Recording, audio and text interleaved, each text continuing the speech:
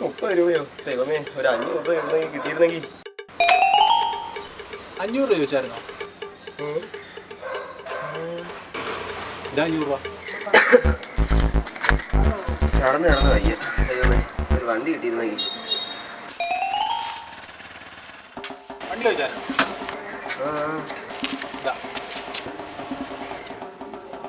നിക്കറെല്ലാം കീറി. ദൈവമേ, പുതിയൊരു നിക്കർ കിട്ടിയിരുന്നെങ്കിൽ. ഇതാ നിക്കർ.